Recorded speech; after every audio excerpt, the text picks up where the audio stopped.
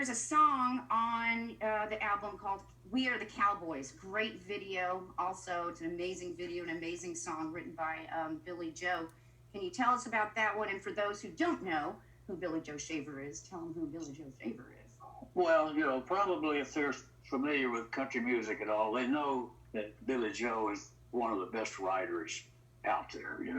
Him and Chris, and and then you start having to think some more. But Billy Joe has written a lot of great songs, and "We Are the Cowboys," I think, was one of them. And so I decided I needed to put it in this new album. I think it's really a good song. I do too, and I think he had kind of just had it for a long time, and then just thought about it, like he had kind of forgotten about it. Isn't that kind of right? How that happened? I'm not really sure. They tell me I recorded it once before, but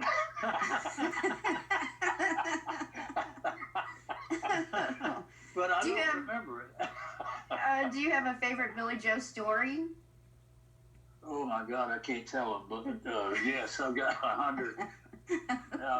Billy Joe, we did a whole album, me and Waylon, Billy Joe Shaver songs, and and he wrote one, about me, Willie the Wandering Gypsy, one of the best songs I've ever heard or written about anybody. And he's an old rodeo buddy, and he's an old duke it out cowboy who can write and pick and sing and fight and do it all. Yeah, he is true outlaw. Yes, he's true outlaw. I did in Waco. He had got in trouble. I think he shot an old boy. Didn't kill him, I don't think. But we was on trial. He was in Waco, and I was a witness for his defense, and me and Robert Duvall. And on the way up to the courtroom, we had to go up a flight of stairs, and just so happened that we went up on the same flight of stairs as the jurors who were going to try the case. On the way up, we took pictures and signed autographs. and by the time we got to the top, everybody knew Billy Joe wasn't going to get nothing, but praise. So we were. He had the guy he had shot was there. Doing charges against him, and Billy Joe said, "First of all, buddy, I want my bullet back." And it so happened the bullet was still lodged in the guy's shoulder or something.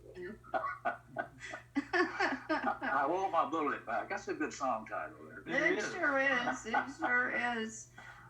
There's also a great song on the album. Oh, God, it's beautiful. Written by Toby Keith. And you had a number one hit with Toby in 2003, Deer for My Horses.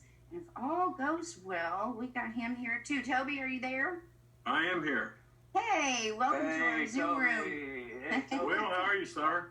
I'm good. How you doing? Just enjoying the quarantine. I hear you. How you doing, Toby? Yeah. Buddy? Hey, man. Hi, pal. Been a while. Where are you at, Toby? I am at, I've got a lake house in northeastern Oklahoma, and I've been up here. I was in Mexico for about 2 months, and then my daughter had a baby, so we came home so we could see her have her baby, and then I moved up here to the lake. I've been up here at the lake about 8 weeks. Well, congratulations on the new little one. That's awesome. Yeah. Eventually, your kids start doing the same stuff you did. I hope mine don't do everything. They will, bud. Hey, speaking of beer and horses, Dad, can you tell the story about you and Toby going riding? Oh, well, we rode some horses one day, I remember. And we was having a big time, except I don't know whether it was intentional or not, but the pony that I had didn't like me at all. And I didn't particularly like him. Yeah, he liked Toby, but I bounced around on him a while and laughed about it and got off. But Toby, the song that I got to tell you this, the song that we did on your album here, "Don't Let the Old Man In," there is a line in there that one of the best lines I've ever heard, and it's "Many moons I had lived, but don't ask me how old I would be if I didn't know the day I was born." Yeah. That's a heavy line there. Thank you for that, Toby. You're welcome. Yeah.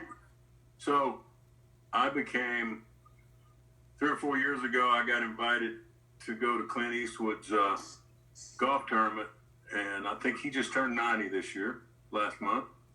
And he said, "We've held this tournament for years. I want you to be my partner." And we were walking off of the 17th green at his course in Monterey. And I asked him what he said his birthday was Monday, and this was Saturday. I said, "What are you going to do to celebrate your birthday?" He said, "I'm going to go to Monday. I leave to go shoot a movie called The Mule." And I said, "For how long?" And he said, 3 or 4 months. And he was 88. And I said, "So you're going to go spend 4 months shooting this movie?" And he goes, "Yeah." I go, "What keeps you going?" He said, "I try to get up, do something every day. You can't let the old man in." So I went home, and I was just wrapped up on this song. I was just completely, I couldn't think of nothing but this idea. And I started writing. And when it came to the bridge, it just fell out. And I just said, "Ask yourself, how old would you be if you didn't know the day you was born?" And it just glued the whole thing together.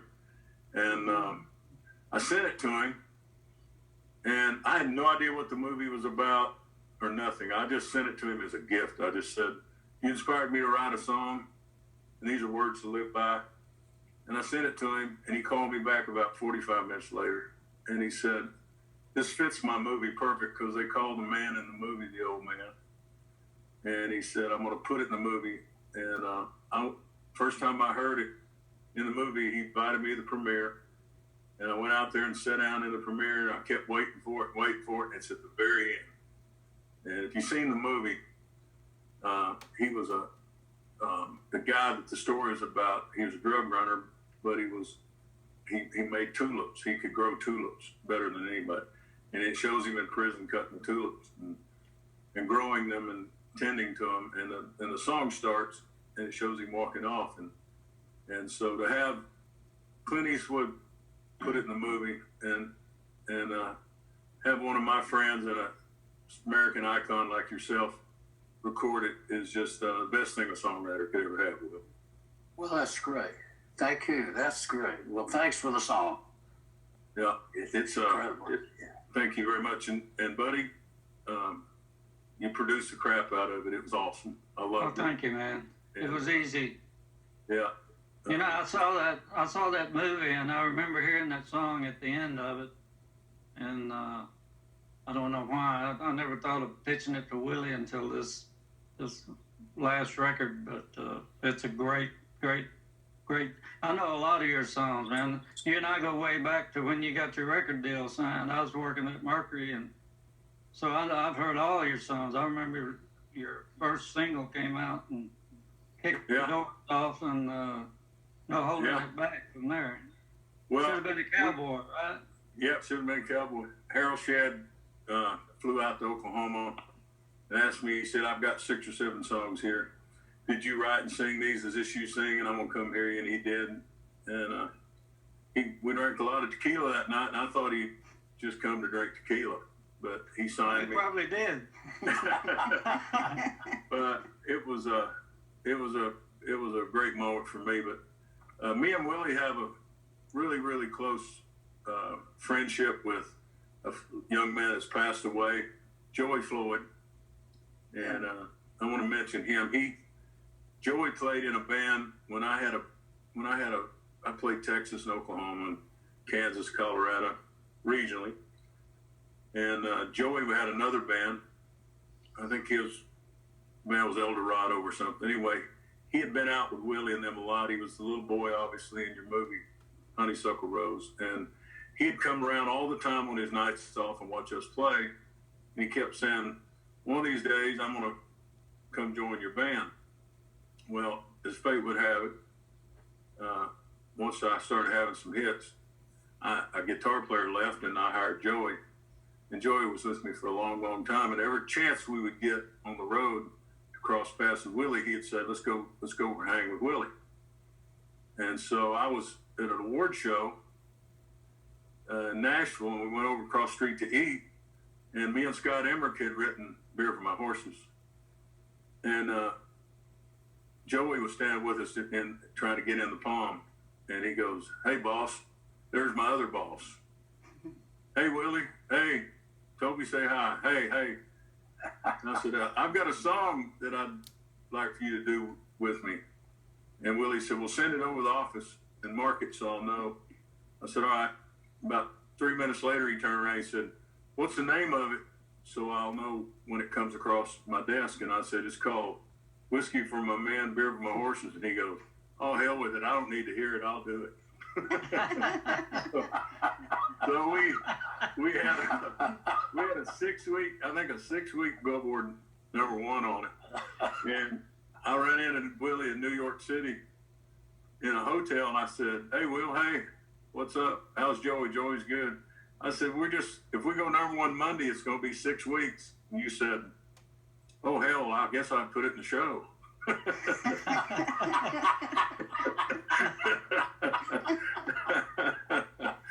Oh, it was great. But there's been a lot of fun times on that bus. Yeah. Joey and Scotty Emmerich, everybody picking and watching you do your card tricks and stuff. And I'm just proud that you're having an album out here it's great, and I hope it does really, really well for you. Thank you, Toby. Thank you for helping me. As always, Dad, in Willie World, you've always got something going on, and it wouldn't be the 4th of July without a 4th of July picnic. But it's going to be a little bit different this year, yes, because of this pandemic. Yeah, and we're going to try to do something in order of what we're doing now, virtual music somewhere. And there's some of the guys down there, Matt and those folks, got to figure out how we can do it. But we're going to try to do a show with the audience being out there somewhere, Yeah. Well, I know that'll make a lot of people happy. You've also been making a lot of people happy with your Willie's Reserve. You've got the hip-infused coffees and teas. Can you tell us a little more about that? Well, it seems like these days the marijuana business has picked up a little bit, People can't go outside anymore, or they couldn't for a while. Maybe they shouldn't now, but, when you've been in jail all that time, you feel like, hey, am I going to take a drink, smoke a cigarette, smoke a joint, or go to bed? So I just do all of it, Hey, and for all the folks out there that want to learn more, they can go to williesremedy.com for more info on their online high-quality hemp products that are it's shipping available nationwide. So that's a wonderful thing, too. You've got all kinds of irons in the fire. You have a new book coming out. Yeah, with me and Little Sister. Little Sister, yeah. Yeah, I heard today that they want us to do an audio version of that. That's going to be cool. And I said, well, if you can talk Little Sister into it, I'll do it. It's called Me and Sister Bobby, True Tales of the Family Band. What was it like to work with Bobby on this? Well, the writer went to see her, and then later he'd come see me. So we kind of worked apart on it. But after reading what she had written, I got a part of the book. And she's, knocked me out. She's incredible. And sounds like she had fun writing it. She is incredible. Now, she's a couple years older than you, correct? Yeah. And so when did you start calling her little sister? Well, all her life, Yeah. Well, she's little, but she's mighty. Yeah, she damn sure is mighty. That's right. You don't want to be on our bad side. No.